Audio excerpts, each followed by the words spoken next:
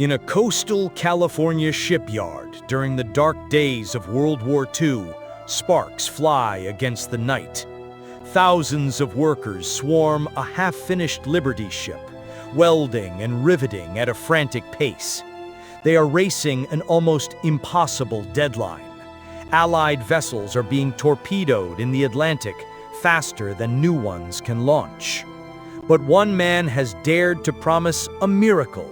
Henry J. Kaiser vows he will build a 10,000-ton cargo ship in days instead of months, faster than the enemy can sink them.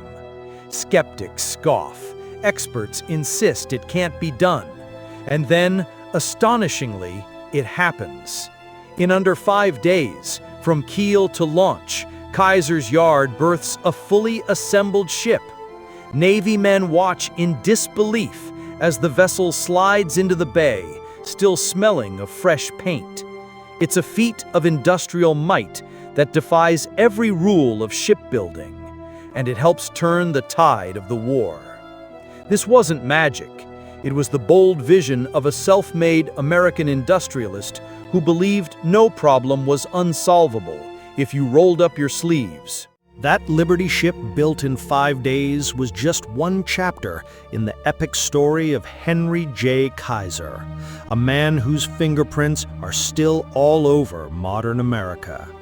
If you've ever visited a Kaiser Permanente hospital, driven on a highway out west, or flicked on a light powered by a hydroelectric dam, you've felt his legacy. He was called the father of modern shipbuilding, but he was so much more. A builder of roads, dams, steel mills, automobiles, and even one of the nation's first major healthcare systems. How did a kid with barely an 8th grade education become the architect of so much of the world we live in? How did Henry Kaiser transform himself from an ordinary tradesman into the man who quite literally built victory? This is Henry J. Kaiser, the man who built victory. Stay with us, because his journey from humble beginnings to wartime hero and beyond is a story of innovation, grit, and the unshakable belief that problems are only opportunities in work clothes. To understand the empire Kaiser eventually built, we have to start at the very beginning. Not in a bustling shipyard or a corporate boardroom, but on a quiet farm in upstate New York.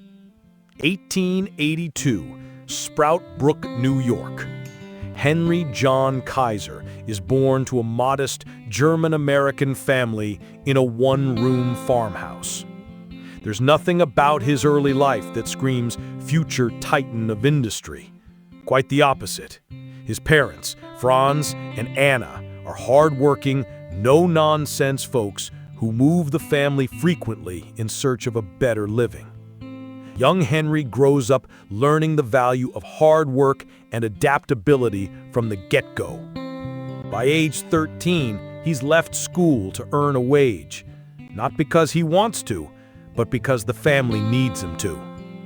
He works as a photographer's apprentice, lugging heavy camera equipment through muddy streets for a few pennies. He works in a hardware store, stocking shelves and learning how to bargain with customers. These weren't glamorous jobs, but Henry soaked up practical knowledge like a sponge. He might not be getting a formal education, but life is teaching him lessons in business, craftsmanship, and grit. He's got an engineer's curiosity, too. If a piece of equipment breaks, he's the kid who insists on fixing it himself to see how it works. Henry's father, Franz, notices the boy's mechanical knack and his boundless energy. Around the dinner table, Franz drills a simple creed into young Henry's mind. If you see a need, don't wait. Go fill it. It's a mindset Henry will carry for the rest of his life. By his late teens, he's restless and ambitious, eager to break out of the small world he was born into. The dawn of the 20th century finds Henry Kaiser on the move, chasing opportunity across the country. He lands in the Pacific Northwest, a young man without a college degree, but with enormous drive. He's got big dreams, and as he'd later joke, not enough sense to realize how crazy some of them were. Then, in 1906, a catastrophe strikes that helps shape Henry's destiny. Hundreds of miles away in California, the great San Francisco earthquake reduces a city to smoldering rubble and twisted rails. Kaiser isn't there, amid the ruins, but he devours the newspaper reports and photographs of the devastation. He's transfixed by one thing: the monumental task of rebuilding. He reads how the city needs to be cleared and reconstructed with astonishing speed to house tens of thousands of displaced people. In this crisis, Henry sees proof that building things quickly and on a grand scale isn't just about profit. It can be a matter of life and death, of recovery and hope. The lesson sinks in deep. Years later, he'd recall how that catastrophe opened his eyes to the heroism of engineers and builders, the people who swoop in after disaster to restore order. It's as if the earthquake lit a fuse in him, a realization that his calling is to be one of those builders, someone who steps up when others step back. By his mid-20s, Henry Kaiser is ready to strike out on his own. In 1914, with barely more than a few dollars and a head full of ideas, he founds Henry J. Kaiser Company on the West Coast. His new business? Road paving. It might sound mundane, but in the early 20th century, paving highways is cutting-edge infrastructure work. America is shifting from horses to automobiles, and it needs paved roads everywhere. Kaiser cuts his teeth laying asphalt in Washington and British Columbia, often in remote areas that others avoid. He becomes known as a man who can get tough jobs done fast. When one of his big clients in Canada suddenly goes bust, the young Kaiser doesn't flinch. He boldly takes out a loan and buys their entire operation on the spot to keep the project alive. It's a risky move that most 30-year-olds wouldn't dare, but it works. Suddenly, Henry J. Kaiser isn't just a contractor. He's an owner of a growing business empire. Throughout the 1920s, Kaiser's reputation for finish ahead of schedule projects grows.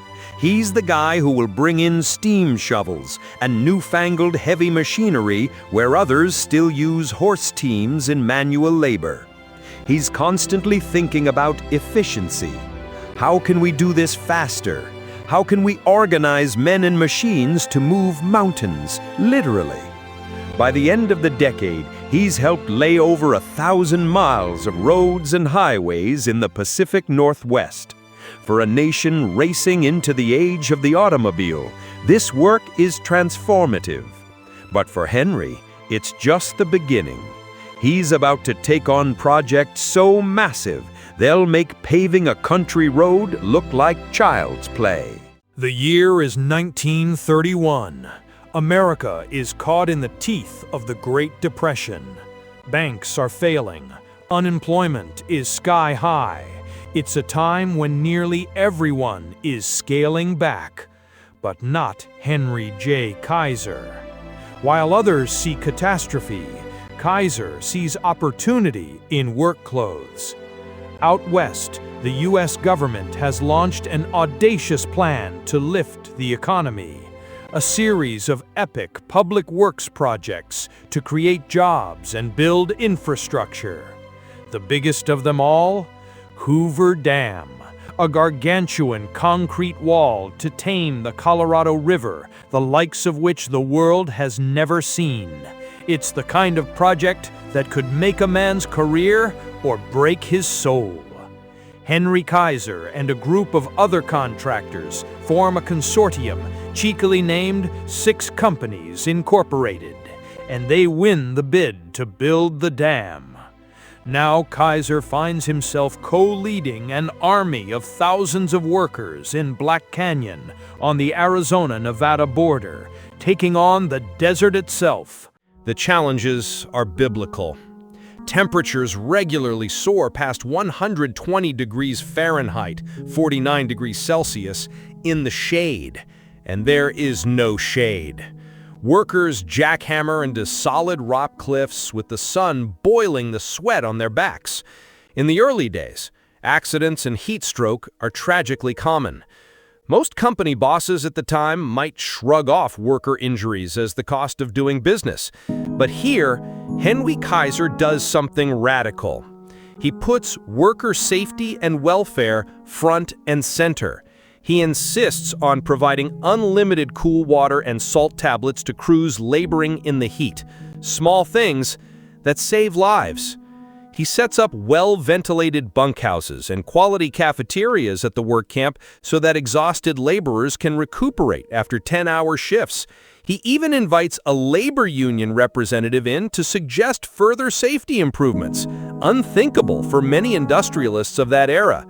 When some executives push back, seeing only the added costs, Kaiser stands firm. In his view, a dead or sick worker is not only a human tragedy, but a failure of management. His attitude is simple: take care of the people, and the project will take care of itself. Kaiser's approach pays off. Morale improves, accidents drop.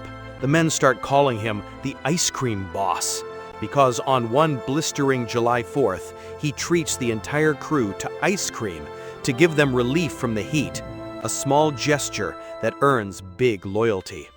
And against all odds, Hoover Dam is finished in less than 5 years, 2 years ahead of schedule.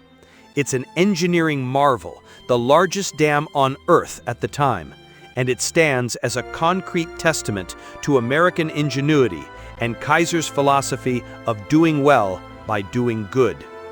Henry Kaiser has just helped the nation pull off the impossible, and in the process has cemented his reputation as the ultimate can-do builder.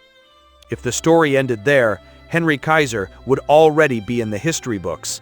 But an even greater test and his greatest triumph lay just ahead. The 1940s arrive, and the world is at war.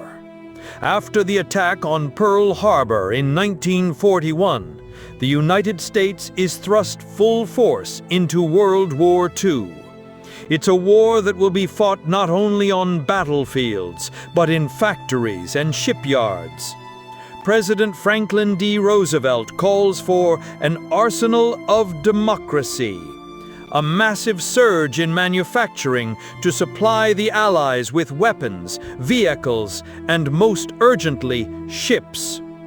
German U-boats are prowling the Atlantic, sinking hundreds of merchant ships carrying vital supplies. The U.S. government is desperate to replace those losses and then some. They need cargo ships, lots of them, and fast. The traditional shipbuilders shake their heads. Building a single large ship usually takes months. But Henry Kaiser, now age 59, steps forward with a bold claim. We can do it faster, a lot faster. Kaiser has never built a ship in his life, and maybe that's an advantage. He isn't bound by the old ways of the shipbuilding industry. Where traditional shipwrights see a graceful art that takes time and finesse, Kaiser sees an engineering puzzle to be cracked with fresh eyes. He famously studies Henry Ford's assembly line techniques, the system that turned out millions of cars a year, and asks, why can't we build ships like that? The experts laugh. A ship is not a Model T. It's a floating city of steel, rivets, and complex curves. Something far too big to assemble like a toy in a factory. Kaiser's response? Watch me. He immediately sets about constructing brand new shipyards on the West Coast, in Richmond, California, and across the river from Portland, Oregon. These yards are unlike any before them. Instead of building one ship at a time from keel to superstructure in place, Kaiser's yards break the process into pieces. Prefabrication is the magic word. Huge sections of the ships, hull segments, deck sections, engine blocks are built simultaneously in different bays, like multiple teams working on parts of a giant jigsaw puzzle. Then, using massive cranes, these sections are brought together and welded into place with astonishing speed. It's assembly line manufacturing, but on the scale of an ocean liner. The workers are unskilled laborers and newcomers. Many have never seen a ship before. Kaiser welcomes anyone willing to work. Men, women, the famous Rosie the Riveters, black and white, side by side, a diversity unheard of in most factories of that era. He sets up on-site training programs to turn this raw workforce into a well-oiled machine. Mistakes happen, especially early on, but Kaiser's philosophy is failure is data. Every setback is a chance to improve the process, and improve they do. Soon, the Kaiser shipyards begin churning out the so-called Liberty ships, the workhorse cargo vessels of World War II, at a rate no one thought possible. In 1942, one of his yards sets a record, a Liberty ship from scratch to launch in just 4 days and 15 hours. It was part publicity stunt, part proof of concept, and it works. Headlines around the country blare, "Kaiser builds ship in 4 days." To Americans reeling from war news, this achievement is like a shot of pure confidence. Henry J. Kaiser becomes a household name, celebrated in newsreels as the industrial general leading an army of welders and fitters on the home front. But this is more than a headline for Kaiser. It's life and death. In the Battle of the Atlantic, Allied sailors pray that new ships will replace the ones lost to the depths. Kaiser's assembly line fleet helps turn the tide by sheer force of numbers. It's often said the Allies won the war with quantity as much as quality, and Kaiser was quantity. By 1945, his shipyards, a staggering 7 of them, have produced 1,490 ships, roughly 1/3 of all U.S. ships built during the war. Think about that. 1 out of every 3 American ships that sailed in World War II came from the mind and management of a man who hadn't built a ship until his 60th year. Victory through mass production. That was Henry Kaiser's genius. Yet, even amid this breakneck race for quantity, Kaiser never forgets the people on his production lines. War industries are booming, but workplace injuries, exhaustion, and illness could still cripple output. In early 1941, as his shipyards are gearing up, Henry hears troubling news. Workers are falling ill by the dozens. In the cold, wet winter of the Pacific coast, a pneumonia outbreak is sweeping through the Richmond shipyard workforce. These are critical, skilled employees, and some are dying for lack of timely medical care. Wartime America doesn't have a great system for civilian health. Most people just hope they can afford a doctor when they get sick. But Kaiser, the problem solver, sees a need and moves to fill it. He hires a team of doctors and nurses and sets up a clinic right there at the shipyard. Healthcare on the job site, virtually unheard of. He introduces something even more forward-looking, a prepaid health plan for his employees and their families. Workers contribute a small amount from each paycheck, and in return, they get full medical coverage at Kaiser's facilities. Preventative care, hospitalization, the works. It keeps his workforce healthier and more productive, but it's more than just a business calculation. Kaiser truly believes it's the right thing to do. He later says, "You can't sit on your hands and think and think. You must do something. In the face of a deadly threat to his people, he did something unprecedented, and it worked. Sickness rates plummet, lives are saved, and thousands of workers gain peace of mind that if they or their kids fall ill, the doctor is already paid. What Henry Kaiser likely didn't realize at that moment was that he was founding something much bigger than a makeshift wartime clinic. That little health plan for shipbuilders' families was the birth of Kaiser Permanente, today one of the largest not-for-profit healthcare systems in the United States. In 1945, as the war ends, Kaiser will open his health plan to the public, pioneering the concept of the HMO, Health Maintenance Organization, decades before the term existed. Millions of Americans in the 21st century owe the concept of their affordable, integrated health care to this one shipyard experiment born of crisis. It's a shining example of Kaiser's ethos: look out for people, meet their needs, and by the way, make innovation profitable at the same time. By war's end in 1945, Henry Kaiser is at the peak of his fame. He's been heralded as the miracle shipbuilder. Imagine the scene on VJ Day. The war is over, and in shipyards like Richmond, thousands of men and women cheer, knowing the armada they built helped win the peace. Henry Kaiser shares in that pride, but he's not the type to slip quietly into retirement. At age 63, with America turning back to civilian life, Kaiser is already asking, what's next? The United States economy is shifting gears from bombs and battleships to refrigerators and family cars.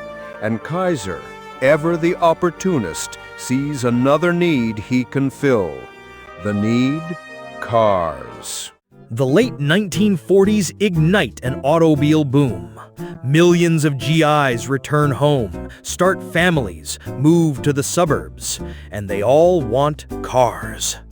Detroit's Big Three, Ford, GM, and Chrysler, are ramping back up from war production to churn out autos, but demand still far outstrips supply in those first post-war years. To most, it looks like Detroit has the market locked up. But Henry Kaiser has never been one to shy away from a Goliath. He partners with veteran automaker Joseph Fraser and launches Kaiser Fraser Corporation in 1945, setting up shop in the massive Willow Run factory in Michigan.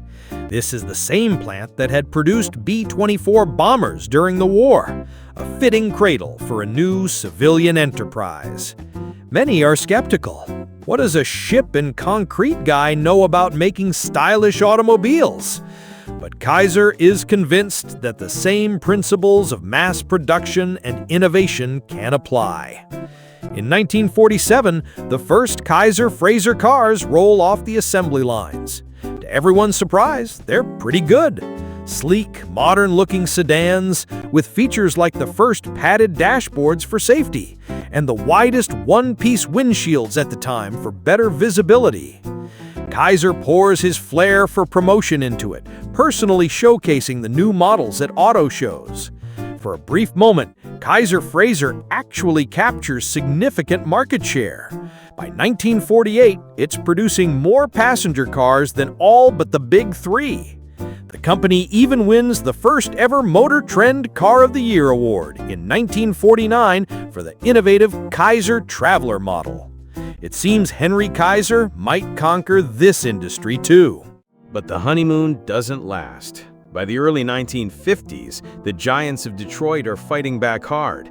They unleash new designs, better engines, and they wield enormous dealer networks and advertising budgets that Kaiser Fraser can't match.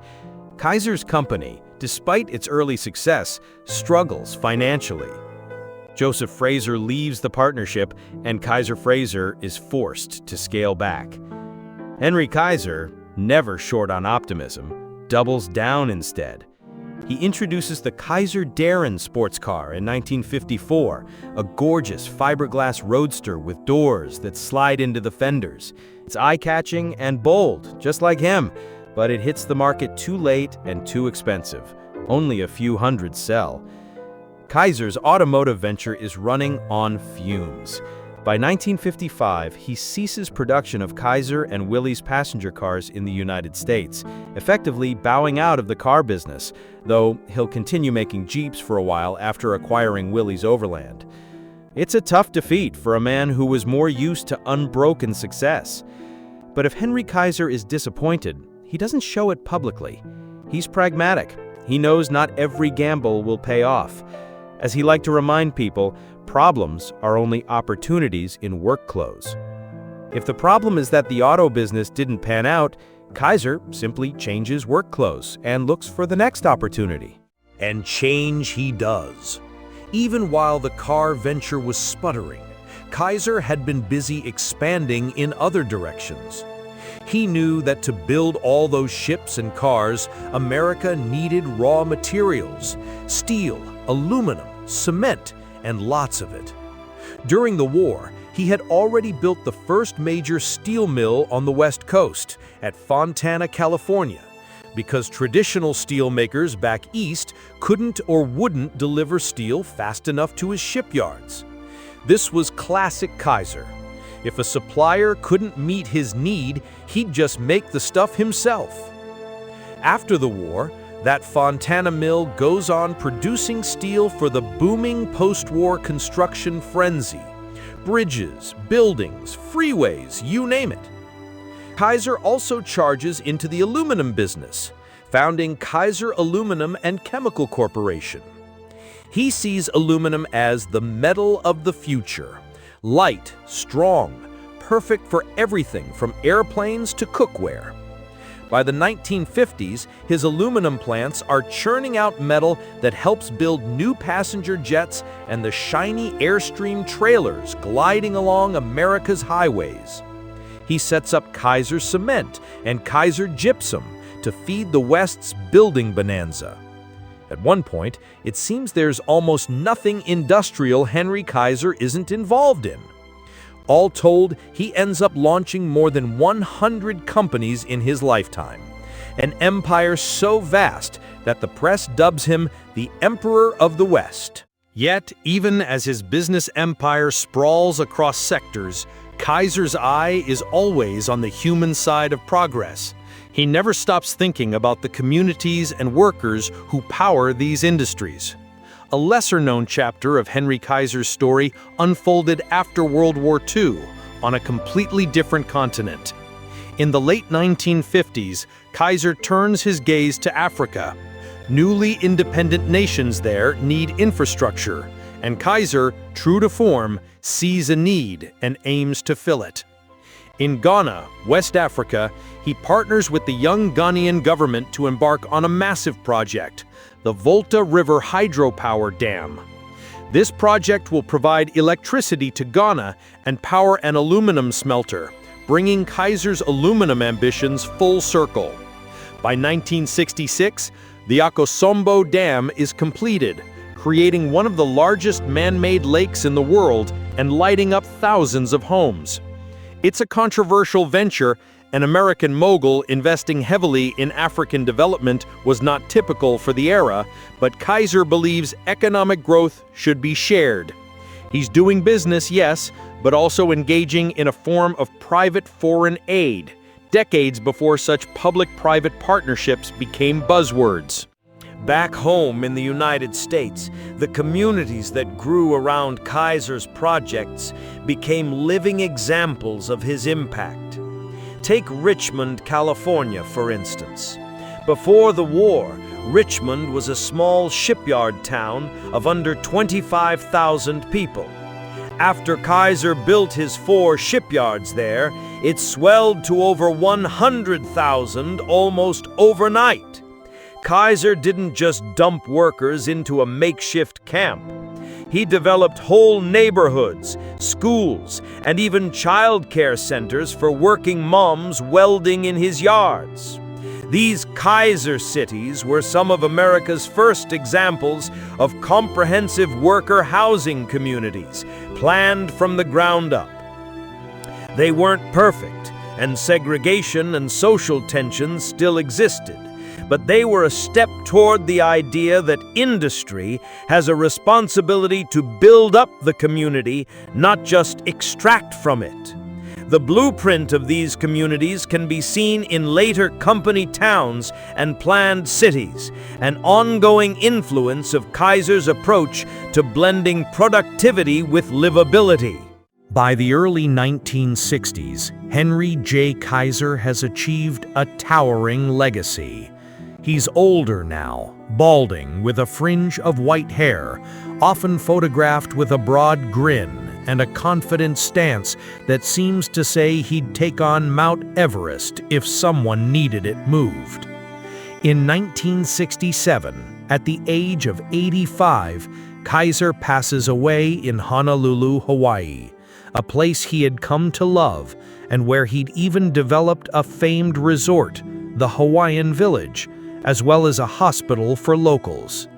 When he dies, tributes pour in, praising him as the Columbus of industry, a one-man forces of nature, and simply Mr. Fix-It, the man America could count on to fix the impossible. But Henry Kaiser's story doesn't end with his death. In many ways, that's when the full scope of his legacy truly begins to shine. Consider this: Kaiser Permanente, the health plan he started so his shipbuilders wouldn't die of pneumonia, is today one of the largest healthcare organizations in the United States, serving over 12 million members across multiple states. It pioneered the model of preventive care and integrated hospitals that countless other health systems have since tried to emulate. When you hear debates about how to make healthcare affordable or efficient, you can often trace the ideas back to things Kaiser was experimenting with in the 1940s. The Henry J. Kaiser Family Foundation, established originally to manage his charitable efforts, has become one of the most influential nonprofit organizations analyzing healthcare policy and public health in the nation. Every time you see a news article citing a Kaiser Family Foundation study on Medicare or global health, that's his legacy informing the present-day conversation. On the industrial side, Kaiser's influence is baked into the very DNA of modern manufacturing.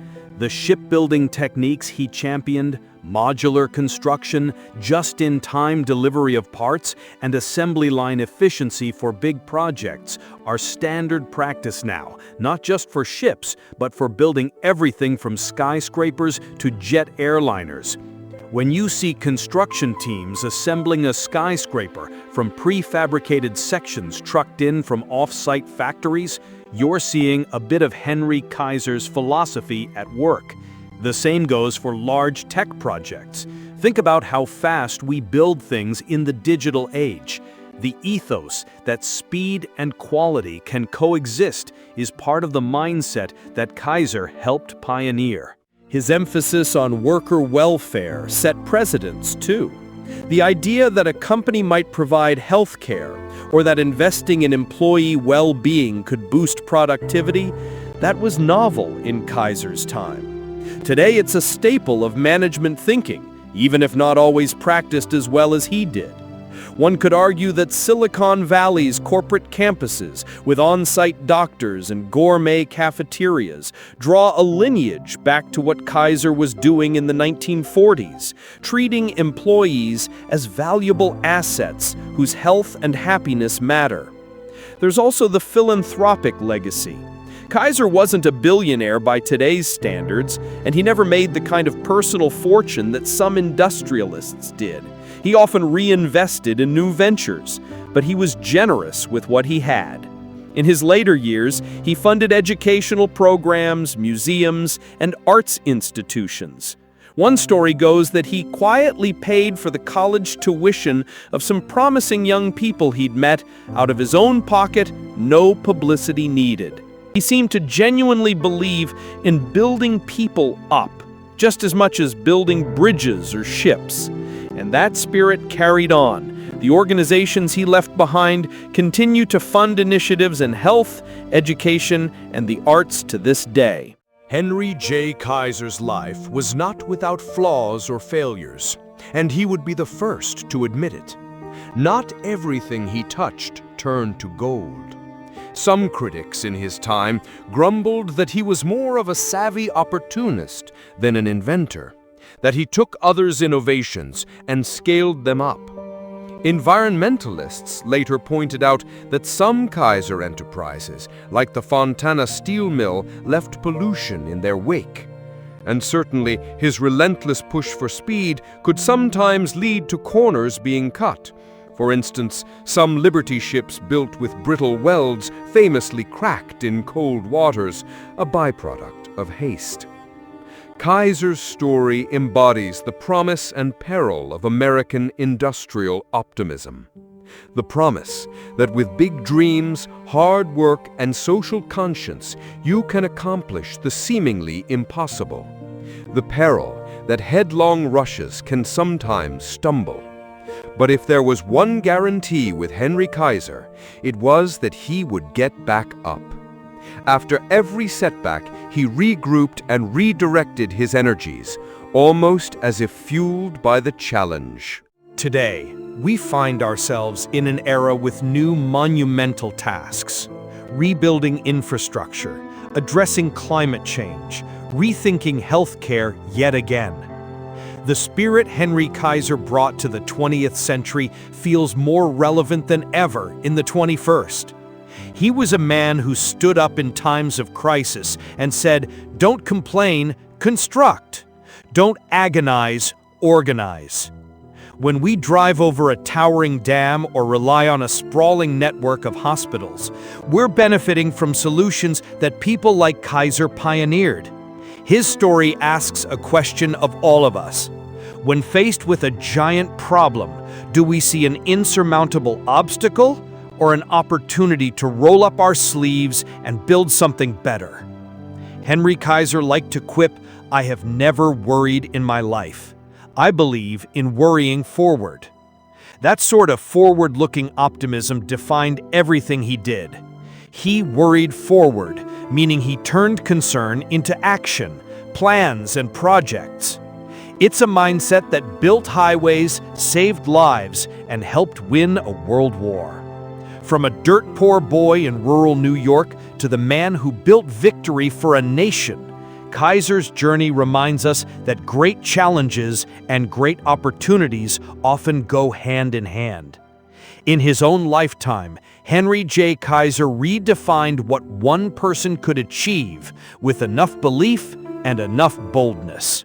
So the next time you catch yourself saying, "Somebody ought to do something about this," remember Henry Kaiser, the somebody who did do something, again and again on a scale grand enough to change the world. His life is a testament that sometimes doing the impossible just takes a little longer, or in his famous case, a little shorter. What do you think? Are today's big problems simply opportunities in work clothes, waiting for modern Henry Kaisers to tackle them? Could we use a bit more of that can-do spirit in our world today? Let us know in the comments below. And for more deep dive stories of the people who shaped our modern world, be sure to like this video, subscribe to Modern Biography, and hit that notification bell. Thank you for joining us on this journey through the life of Henry J. Kaiser, the man who built victory. Until next time, remember, the tools to change the world might be right in our hands, if we have the courage to use them.